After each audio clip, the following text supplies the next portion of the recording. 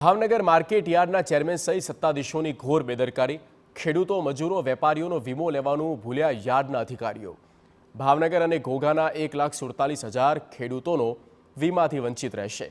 15 તારીખે વીમો પૂર્ણ થયો પણ નવો વીમો લેવાનું ભૂલ્યા યાર્ડના સત્તાધીશો। 16મીની ચૂંટણીની આચારસંહિતા લાગુ થતાં હવે નવો વીમો નહીં લઈ શકાય। આગામી 3 મહિનામાં જો કોઈ ખેડૂતોની અકસ્માત થાય તો જવાબદારી કોની? 15મીએ વીમો પૂરો થઈ રહ્યો છે અને ત્યાર પછી 16મીથી આચારસંહિતા લાગુ થઈ રહ્યું છે, એટલે આગામી 3 મહિના માટે કંઈ પણ અઘટિત થાય છે તો જવાબદારી કોની તે પ્રશ્ન અહીંયા સતાવી રહ્યું છે। ખેડૂતો, મજૂરો, વેપારીઓ વીમો લેવાનું યાર્ડના અધિકારીઓ ભૂલ્યા છે।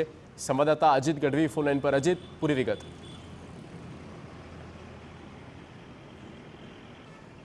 અધિકારીઓ છે તેમની એવું કહી શકાય કે ઘોર બેદરકારી સામે આવી છે।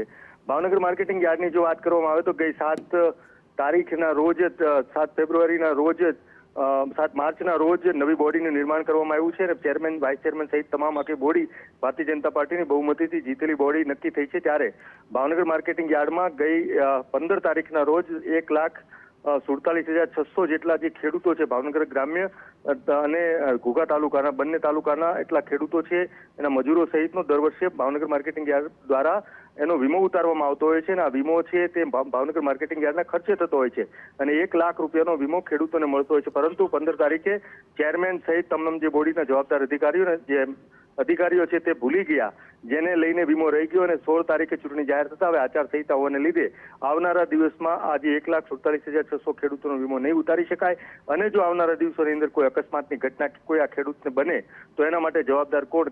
કારણ કે 1 લાખ રૂપિયાનો વીમો એનું વળતર મળતું હોય છે।